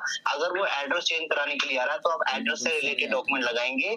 ऐसा नहीं कि आपको पता है कि एड्रेस वाले डॉक्यूमेंट तो बहुत सारे हैं, पर यूआईडीआई की जो गाइडलाइन है, जो डॉक्यूमेंट उनकी कैटेगरी में फुलफिल होते हैं आपको वही डॉक्यूमेंट लगाने, उसके अलावा कोई लगाते हो तो डेमोग्राफिक डाटा मिसमैच में वो कैटेगरी में आता है। वो इनवैलिड डॉक्यूमेंट सेम वही चीज है, ये जो डॉक्यूमेंट आपको स्कैन करना है उसके अलावा कोई और डॉक्यूमेंट आप स्कैन कर रहे हो तो ये भी आपका पेनल्टी की कैटेगरी में आता है। B2 बैड क्वालिटी फोटो इन एक्सेप्शन फोटो, सर ये इनके लिए नहीं है सर। ठीक है, तो इसको हम यहाँ से छोड़ देते हैं, आगे कंटिन्यू करते हैं। DOE 1 फ्रॉडेंट डॉक्यूमेंट 1,000 पर पैकेट जो आपको भी बताया वही थोड़ा सा इसको डिस्क्राइब किया गया है। मिसिंग डॉक्यूमेंट सॉरी ये 10,000 है आपका फ्रॉडेंट डॉक्यूमेंट। अगर आप कोई भी फ्रॉड डॉक्यूमेंट लगा रहे हो तो आपको 10,000 की पेनल्टी है। मिसिंग डॉक्यूमेंट अगर आप कोई भी डॉक्यूमेंट आपने नहीं लगाया उसके भी 10,000 की पेनल्टी है। डेमोग्राफिक्स के लिए जो 4था नंबर ऑप्शन है सर, वहां से आप बता सकते हैं। ये 4th वाला back sir, back please back, ऊपर से 4th नंबर ऑप्शन से 3 जो है ना सर वो नीचे का बता सकते हैं सर आप। तो अच्छा ये फोटो वाला वो नहीं, उसके नीचे वाला सर। आपका डायलॉग हो तो unparliamentary language, unparliamentary language, abuse language in demographics. Electronic सामान बांटे में पहले आपको बताया, सर ने भी आपको बताया कि और लैपटॉप के तो अगर आपके पास आता है खराब तो अगर आपके पास कुछ काम भी है तो आप उसके पार्टी में जाएंगे, पानी के लिए पूछेंगे, सीटिंग की व्यवस्था कराएंगे, लेकिन उससे मिसबिहेव नहीं करेंगे। अगर कोई आपके साथ मिसबिहेव कर रहा है, आप पोलाइटली बात करेंगे, आपको उसके साथ मिसबिहेव नहीं करना है। ये अगर आप ऐसा करते हो तो ये आपके ऊपर 1000 रुपए की पेनल्टी है as per the UID guideline. तो आपको इस चीज का प्रॉपर ध्यान देना है कि आप बिजनेस कर रहे हो तो आपके पास कोई भी आता है, आपको अपने रेसिडेंट को वहां से खुश करके बेचना है, उसको वो चीज समझानी है। भले ही आपके पास नहीं हो पा रहा है, आप उसको पोलाइटली समझाओ ताकि उसके दिमाग में ये आए कि हाँ, हो सकता है मेरे डॉक्यूमेंट में ही दिक्कत थी जो मेरा काम नहीं हो पाया, उन्होंने तो मुझे अच्छे से ब्रीफ किया। तो वो आपके पास से खुश होकर जाना चाहिए, ना कि आपसे उसने एक क्वेश्चन पूछा और आपने रूडली बात की तो उसके पास नेगेटिविटी ये जाएगी कि ये तो किसी चीज का प्रॉपर आंसर देते ही नहीं है। तो नेक्स्ट टाइम ना तो वो खुद आएगा, ना ही किसी को बताएगा। तो इस चीज का प्रॉपर ध्यान दो कि आप किसी के साथ मिसबिहेव ना करें। कोई भी अगर नहीं भी हो पा रहा है, पोलाइटली उसको समझा दें कि सर मेरे पास ये काम नहीं हो पाएगा, आप कहीं और ट्राई कर सकते हैं, लेकिन उसके साथ बदतमीजी नहीं करनी है। वो क्या बोलता है, सिकंदर खान लिया है। Violation of the stipulated guidelines with potential intent of fraud, tampering of UIDI software। आप सभी को पता है, ये जो मैंने अभी जो आपको बताया कि इसमें अगर आप कोई भी ऐसा सॉफ्टवेयर अपने सिस्टम में अपग्रेड करते हो या अपडेट करते हो, वो भी फ्रॉड की कैटेगरी में आता है। तो आपके पास जब आपको सिस्टम मिला है, जो सॉफ्टवेयर अपडेट हुआ है आपके सिस्टम में, उसके अलावा कोई ऐसा सॉफ्टवेयर आपके सिस्टम में नहीं होना चाहिए। अगर यूआईडीआई आपके पास आती है, विजिट करती है और पाया जाता है आपके पास, तो आपके ऊपर पेनल्टी है, बहुत मोटी पेनल्टी है, 1 लाख रुपए तक की पेनल्टी है। तो थोड़ा इस चीज का ध्यान रखें कि आपको ये चीज नहीं करनी है। Gross violation of the stipulated guidelines with potential intent of fraud. पहला, overcharging resident involve in corrupt practice based on survey. अगर यूआईडीआई की सर्वे में या आते टाइम या आपका विजिट की और आप ओवरचार्जिंग करते हुए पाए गए तो 50,000 की पेनल्टी है। ओवरचार्जिंग 50 रुपीज आपको लेने हैं, आप उससे ज्यादा चार्ज कर रहे हो या आप किसी नियर अबाउट शॉप से मिले हुए हो, आप उससे बोलते हैं, कोई भी रेसिडेंट आता है कि आप वहां से करवा सकते हैं, ऐसा कुछ भी अगर आपका इन्वॉल्वमेंट पाया जाता है किसी और के साथ और आपके सेंटर का नाम उसमें आता है या यूआईडीआई खुद आपको मतलब डायरेक्ट आपको बात करते टाइम या उन्होंने आपसे बात की और आपने उनसे डिमांड की 500 600, तो आप फ्रॉड कैटेगरी में आते हैं, आपके ऊपर 50,000 की पेनल्टी और सस्पेंड हो जाएंगे। तो ये चीज का ध्यान रखें, ओवर चार्जिंग ना करें, लॉन्ग टाइम तक इस काम को करें ताकि इसमें आपको भी प्रॉफिट हो, आप रेवेन्यू जनरेट करें, आप अच्छे से काम करें। अनऑथराइज्ड एनरोलमेंट सेंटर, कोई भी आपको जो आपको लोकेशन मिली हुई है, आप उसी लोकेशन पे अपने सिस्टम को रखेंगे, वही काम करेंगे। ऐसा ना हो कि आप अपने सेंटर से कहीं और मशीन लेके जा रहे हैं, वहां पे आप एनरोलमेंट कर रहे हैं, गलत तरीके से काम कर रहे हैं, तो ये भी आपका फ्रॉड कैटेगरी में आता है। Involve in corrupt practice based on the outbound dialer survey. अगर आप कोई भी ऐसी फ्रॉड कैटेगरी में पाए जाते हैं तो भी आपके ऊपर 50,000 रुपए की पेनल्टी है। तो आपको ये बार बार इसलिए बताया जा रहा है कि आप लेंगे 50, लेकिन अगर आपने कोई भी ऐसा फ्रॉड काम किया तो आपको 50,000 देने पड़ेंगे। तो इस चीज की थोड़ा सा पेशेंस होके काम करें, पोलाइटली काम करें, चीज को ध्यान दें कि आपको ये कोई भी ऐसा काम नहीं करना जिससे आपके ऊपर इतनी पेनल्टी आए, क्योंकि जब पेनल्टी आती है तब आप कहते हैं कि हमें पता नहीं था, हम इस चीज के बारे में जानते नहीं थे, हम इस बार हमें माफ कर दीजिए, नेक्स्ट टाइम से ऐसा नहीं होगा। तो इस चीज का मैं ये नहीं कह रहा हूँ कि आप में से किसी ने ऐसा किया है, हमारे पास कुछ केसेस ऐसे आते हैं जो कि रेफरेंस के तौर पे हम आपको बता रहे हैं कि ऐसा होता है। तो आपको ये चीज ध्यान रखनी है कि अगर आप सही हैं, अच्छे से काम करेंगे तो ये पेनल्टी सिर्फ आपको बताने के लिए है, आप नहीं करेंगे तो आपको पेनल्टी नहीं आएगी। लेकिन अगर आप ऐसा करते हैं तो ये पेनल्टी आपके ऊपर लगेगी और आपको देनी पड़ेगी और आप सस्पेंड भी हो सकते हैं। तो इस चीज का थोड़ा सा ध्यान रखिए।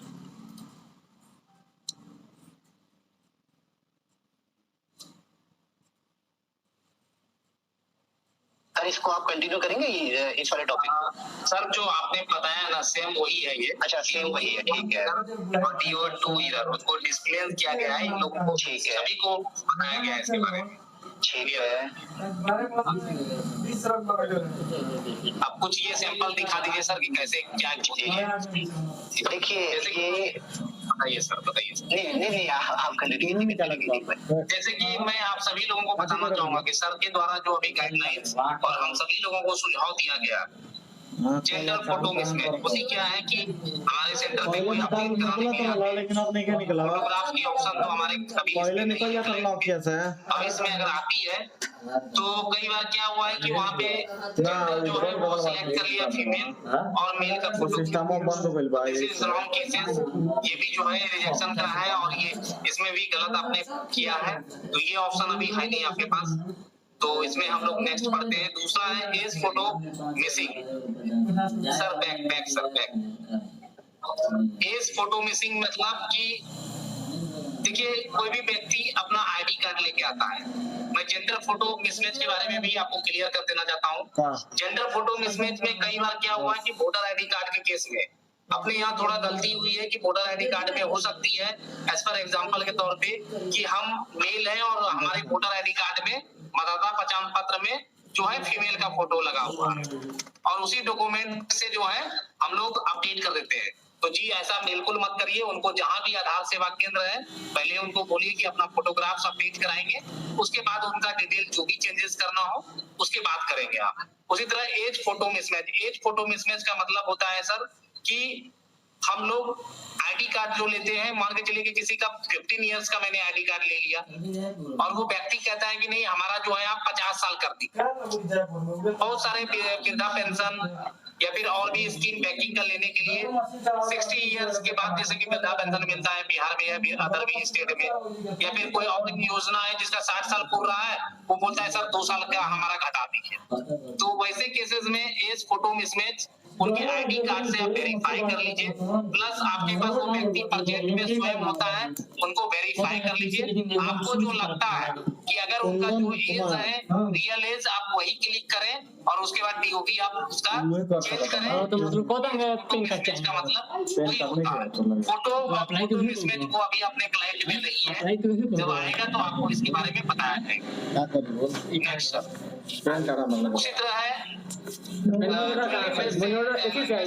बताया गया वो लैंग्वेज अभी अपने पास है क्लाइंट में। अगर हम लोग काम चल गया वो अपने रेजिस्टेंस से अच्छे रखें ताकि एक रेजिस्टेंस अगर हमारे सेंटर पे आता है तो कई रेजिस्टेंस को हमारे सेंटर पे फिर भेजता है। अगर हम बिहेवियर गंदा रखेंगे, लैंग्वेज अपना गलत रखेंगे तो हो सकता है कि वो आए बाद में वो किसी को नहीं भेजेंगे। ओटीपी हम लोग सर एक सर्विस देने के लिए बैठे हैं, तो उनके साथ किस हिसाब से हम लोग अपनी लैंग्वेज को रखें, भाषा को रखें जो कि हमारे सेंटर को ग्रोथ हो और अच्छा इनकम रेवेन्यू जनरेट हो पाए। उसी तरह वुमेन फोटो मिसमैच है वो अपने क्लाइंट में अभी नहीं है, वो न्यू इनरोलमेंट के लिए है। तो जब आएगा तो आपको उसके बारे में बताया जाएगा। अब कुछ ये सैंपल है डॉक्यूमेंट्स के रिलेटेड जो कि हम लोग गलतियां करते हैं। जन्म प्रमाण पत्र ये दिया गया है, आप देख रहे होंगे कि इसमें व्हाइटनर ये ओवर राइटिंग किए गए हैं, तो ऐसे डॉक्यूमेंट हमें एक्सेप्ट नहीं करनी है। नेक्स्ट सर उसी तरह देखिए ये स्टैंडर्ड फॉर्म का यूज किया गया है उनके नेम के लिए, यहाँ पे व्हाइटनर लगा हुआ है तो इसको हम लोग यूटिलाइजेशन नहीं कर सकते हैं। व्हाइटनर एंड ओवर राइटिंग कहीं से भी नहीं है, इसको आप लोग ध्यान में रखेंगे। उसी तरह देखिए ये स्टैंडर्ड फॉर्मेट है, इसमें भी व्हाइटनर चले हुए हैं, इसमें देखिए गोल का निशान है आप देख पा रहे होंगे, वो भी आपको certificate of identified issued on U I D standard certificate format में विलेज पंचायत कहीं से भी वो करा के चले जाते हैं स्कूल या पंचायत से, उसमें व्हाइटनर होती है तो उसको आपको एक्सेप्ट नहीं करनी है। नेक्स्ट सर उसी तरह देखिए यहाँ पे ओवर राइटिंग किया गया है जैसा कि मैंने पहले बताया, ये एक स्टैंडर्ड सर्टिफिकेट है जो कि विलेज पंचायत से ये जारी किया गया है और इसमें व्हाइटनर चले हुए हैं। आप देख रहे होंगे मनीषा यादव पे व्हाइटनर चले हुए हैं, ये एक्सेप्ट नहीं करनी है हम लोगों को। नेक्स्ट सर उसी तरह देखिए ये स्टैंडर्ड सर्टिफिकेट है, यहाँ पे डेट ऑफ जारी में ओवर राइटिंग किया गया है, जो डेट जारी होती है उसमें ओवर राइटिंग किया गया है ये भी वैलिड नहीं है, इसको हम लोग यूज नहीं करेंगे। जो एक आदमी क्या का नाम हो? जारी करते हैं वो डेट लिखे हैं कि किस डेट में उसको उनको सर्टिफिकेट जारी किया गया है, उसी पे वो मंथ में जो है ओवर राइटिंग कर दिए है, तो ये वैलिड नहीं है हम लोगों के लिए। नेक्स्ट सर, उसी तरह देखिए ये भी सेंटर सर्टिफिकेट है, इसमें जो है उनका सिटी में जो है गलत किया गया है, इसमें व्हाइटनर्स का जो है ये है और स्पेलिंग भी जो है गलत है, तो इसको आपको देखने की आवश्यकता है। यहाँ पे लिखा हुआ है certificate of identity issued on U I D standard certificate format, tehsildar या रजिस्ट्रेट किसी भी कॉलेज से हुए हैं, तो ये जो है स्पेलिंग गलत है, उसको नहीं करनी है। फॉर्मेलिटी ओवर ज्वाइन हो गइल बाटे कि हमर नाम चल बा चौधरी मीटिंग में है। इसमें जो है संग ये इसमें जो है उनके कहां पे इंक्वायरी हो जाई और सब जान तो नहीं किए हो मैंने कहा जमाना एक ना रो बताई टाइप इंक्वायरी चल मीटिंग में नहीं था, क्यों नहीं था? हां बोल बाबा अगर मोबाइल नंबर तो ऑल काउंटर में सर्टिफिकेट धुंधला है, वो भी चल रही बात। नहीं है। ऐसे तो हम लोग फोटो खींच के अटैच नहीं करते हैं आज के डेट में, स्कैनिंग करते हैं प्रॉपर, लेकिन कोई भी डैमेज डॉक्यूमेंट्स या फटे हुए डॉक्यूमेंट्स कोई भी हमें एक्सेप्ट नहीं करते, जैसा कि दिखाया गया है। और क्वालिटी डॉक्यूमेंट्स, अब देखिए ये रेट चार्ट है, मैं बता देना चाहूंगा, इसमें न्यू एनरोलमेंट आप लोग के पास नहीं है, new enrolment free of cost है। मैंडेटरी बायोमेट्रिक अपडेट में जो है इसमें निर्धारित हो गया है, कुछ चीजों में चार्जेस लगता है जो आपके पास नहीं है, इसमें आपको दिमाग नहीं लगानी है। Mandatory biometric update and demographic update में जो है डन, उसमें जो है वो भी फ्री ऑफ कॉस्ट है, ये भी आपके पास नहीं है। नॉन मैंडेटरी बायोमेट्रिक अपडेट ये भी नहीं है, आपके पास सर्विस है डेमोग्राफिक अपडेट का। तो डेमोग्राफिक अपडेट में जो है जो रेट चार्ट हमारे द्वारा आप सभी लोगों को दिया गया है 50 रुपीज का, वही डेमोग्राफिक अपडेट में वही रेट चार्ट आपके सेंटर पे लगे हुए होने चाहिए। आधार सेवा केंद्र के जो रेट चार्ट है वो आपको बिल्कुल नहीं लगानी है, आपको डेमोग्राफिक अपडेट का जो रेट चार्ट है वही लगानी है, और ऑनलाइन डॉक्यूमेंट अपडेट का जो रेट चार्ट है जो आपको दिया गया है प्लस प्रिंट आधार का वही यूज करनी है रेट चार्ट, कोई अलग रेट चार्ट आपको यूज नहीं करनी है। अगर आप ऐसा करते हैं तो उसके ऊपर भी जो है यूआईडी के द्वारा सस्पेंशन है। आप किसी को कलर प्रिंट में अगर A4 पेपर में देते हैं तो उसका हमारे यहाँ 15 फीस चार्ज है, तो फिर चेक हो गई आने के लिए काम करे तब नहीं चेक हो। जो यूआईडी गाइडलाइंस के अकॉर्डिंग निर्धारित चार्ज किए गए हैं वही चार्ज मेन बात काम करी तबे चेक होई, ना काम करी त ना ये रिक्वायरमेंट फॉर यूजुअल सेटअप से रिलेटेड है। फिर भी चालू आप देख पा रहे होंगे ये पीपीटी, इसमें देखिए सबसे पहला ऑप्शन तो अगर आप यूसीएल सर्विस के लिए जुड़ना चाहते हैं वो घंटा इंटरव्यू आप लोग तो पहले से जुड़े हुए हैं, किसी को आप सजेशन देना चाहते हैं अपने दोस्त को या और भी BLE तो सबसे पहले ये आपके फैमिली मेंबर में होंगे। सबसे पहले उनके पास डिजिटल सेवा पोर्टल की आईडी होनी चाहिए, एसएसबी का फॉर्म भरा था सीएससी आईडी के नाम से जानते हैं। सुनील भैया एसएसबी के फॉर्म भरा उसमें था। देखिए क्या है कि सबसे पहले सीएससी बैंक विषय में बता देना चाहता हूँ, बात है मतलब आई बात लेकिन व्यक्ति आपके साथ जुड़ना चाहते हैं आपके रिलेशनशिप में या कलीग में, तो सबसे पहले उनके पास डिजिटल सेवा पोर्टल की आईडी होनी चाहिए यूसीएल की सर्विस को लेने के लिए। दूसरा ऑप्शन है उनके पास बैंक डीसी होनी चाहिए जो कि सीएससी से मिला हो। बहुत सारे बीएलई हमें हमारा नंबर देते हैं और बोलते हैं कि राजीव सर से बात कर लो, तुम्हारे पास सीएससी आईडी है तुम्हारी हो जाएगी, तो उनके पास बीसी नहीं होता है, सीएससी से बीसी भी होनी चाहिए तभी उनको यहाँ से यूसीएल की सर्विस मिलेगी। उसके बाद देखिए यहाँ पे लिखा हुआ है CSC BC should be transacting on digital Seva portal, उनको जो बीसी पॉइंट मिला गया है उनको डिजिटल सेवा पोर्टल पे ट्रांजैक्शन करनी है, और जो बीसी पॉइंट मिला है उसमें भी उनको ट्रांजैक्शन करना है प्रति मंथ, और अच्छे ट्रांजैक्शन करना है। और जो लोग काम कर रहे हैं उनको भी बीसी में और डिजिटल सेवा पोर्टल में और एनी अदर सर्विसेज में हमारी हेल्प करनी है। उसी तरह देखिए टोकन मैनेजमेंट सिस्टम, जैसा कि आप सभी लोगों को टोकन मशीन लगाने के लिए बोला गया है, टोकन मैनेजमेंट सिस्टम के बारे में वो आप सभी लोगों को बताया गया और आपने लगाया भी है।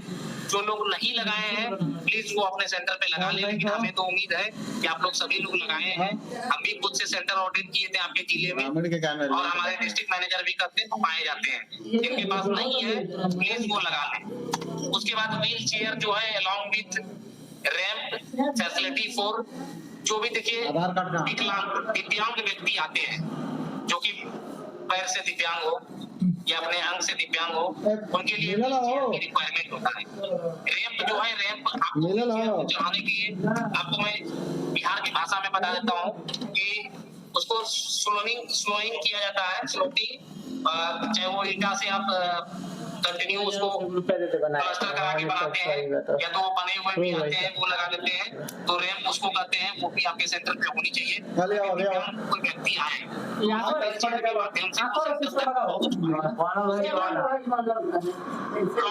कनेक्टिविटी स्टैटिक, तो देखिए हम लोग जितने भी BLE है ब्रॉडबैंड पे ही काम कर रहे हैं और व्हाइट लिस्टेड स्टैटिक IP पे कर रहे हैं। अगर आपके पास ये व्हाइट लिस्टेड स्टैटिक IP नहीं होगी तो आप काम नहीं कर पाएंगे, और आपके सेंटर पे CCTV कैमरा भी अवेलेबल है, आप लोग इंश्योर कर लें अपने आप में। उसी तरह देखिए PC sold having operator certificate issued by NSCIT, सब लोग सर्टिफाइड है NSCIT से, तभी आपको ये काम मिला है, अदरवाइज ये काम आपको नहीं मिलता। लिंक नहीं किया ग्रामीण बैंक का। PC sold have operator certificate issued by NSCIT। तो देखिए अभी क्या है कि एक गाइडलाइन भी आप लोगों को जारी हुआ होगा, उसमें शेड्यूल दिया गया है कि किस शेड्यूल में दोबारा फिर से आपको री एग्जाम देनी है, तो उसपे अपने डिस्ट्रिक्ट मैनेजर से बात करके दोबारा फिर से आपको एग्जाम देने की आवश्यकता होगी, उसमें ऑथराइजेशन लेटर आपके डिस्ट्रिक्ट मैनेजर जारी करेंगे। तो उसी तरह देखिए CSC PC transacting business PC point के लिए, बिजनेस के लिए है, उसमें जैसा कि मैंने पहले बताया PC में ट्रांजैक्शन होनी चाहिए, चाहे वो कोई भी बैंक का PC मिला हो आपको, एक्सिस, HDFC या गवर्नमेंट के कोई भी बैंक के PC मिला हो, उसमें ट्रांजैक्शन होनी चाहिए। और अगर ट्रांजैक्शन नहीं करेंगे तो आपकी PC बंद हो जाएगी और उसके अकॉर्डिंग UCL भी बंद हो जाएगी। उसी तरह है टॉयलेट फैसिलिटीज फॉर, उसमें जो जेंट्स और लेडीज के लिए दिया गया है, दिव्यांग आपके सेंटर पे जो है टॉयलेट फैसिलिटी होनी चाहिए। कोई अगर कस्टमर आपके सेंटर पे आते हैं और उनको मान के चलिए एग्जांपल के तौर पे टॉयलेट लग जाती है, तो आपके सेंटर पे नहीं होगा तो थोड़ा सा दिक्कत होगी उनको, तो आपके पास टॉयलेट फैसिलिटी भी होनी चाहिए एज पर UID गाइडलाइन, ये आप लोगों को सभी को बताया गया है और आप लोग के पास है भी। should have hardware, laptop, single fingerprint scanner, GPS, ये तो ऑलरेडी आप लोगों के पास है, तभी आप काम कर पाते हैं। PC should have latest police verification report last 3 month, यानी देखिए PC जो भी है उसके लिए हर 3 महीने में पुलिस वेरिफिकेशन सर्टिफिकेट रिक्वायरमेंट होता है उनको देने के लिए, और चाहे तो आप जो है उनको हर 3 महीने में अपडेट कराते रहे उनके बैंकिंग टीम। 600 रुपए लगे। तो यही है गाइडलाइन, नोटिस में दिया गया है grade A+ CSC PC will be given priority for, ये दिया गया है UCL service, ATM card grade ABC so on, ये आपके लिए नहीं है, आप अच्छा काम करेंगे तो उसके लिए ग्रेडिंग दिया गया है हमारे डिजिटल सेवा पोर्टल के लिए, तो आप लोग बेहतर काम करें। Aadhaar card, please sir next. PAN card हुई तो उसी तरह देखिए ये दिया गया है process follow for setup UCL, जैसा कि मैंने आपको पहले बताया था, आप लोग उसी प्रोसेस से आए हुए हैं। State team verify CSC PC detail operator consent form, operator certificate PC detail hardware as per UID guideline, तो आपके पास एबिलिटी सब चीज की है तभी आप इस सिस्टम में जुड़े हैं। Operator activation request sharing with UID RO by concern state से जो है, जो भी व्यक्ति का ID एक्टिवेट होता है, बहुत सारे BLE हमारे सस्पेंड हो गए, दोबारा फिर से वो जुड़ना चाहते हैं, तो हो सकते हैं कि उनके कोई मित्र हो आप लोगों को, तो उनका फिर से ID एक्टिवेशन के लिए जो एक्टिवेशन प्रोसेस है वो अपनानी होगी, उसी से रिलेटेड ये दिया गया है। फिर ऑपरेटर ID जो है वो एक्टिवेटेड बाय UID करती है। CSC PCs इंटरनेट, उनके पास CSC PCs होनी चाहिए, internet static IP sharing with CSC central team white listing, हम लोग जो भी स्टैटिक IP आप चेंज करते हैं PC के अकॉर्डिंग, वो सेंट्रल टीम के साथ CSC हेड ऑफिस के साथ हम लोग शेयर करते हैं और आपकी स्टैटिक IP व्हाइट लिस्ट कराते हैं, और अगर कोई न्यू भी जुड़ते हैं तो उनका भी सेम प्रक्रिया है।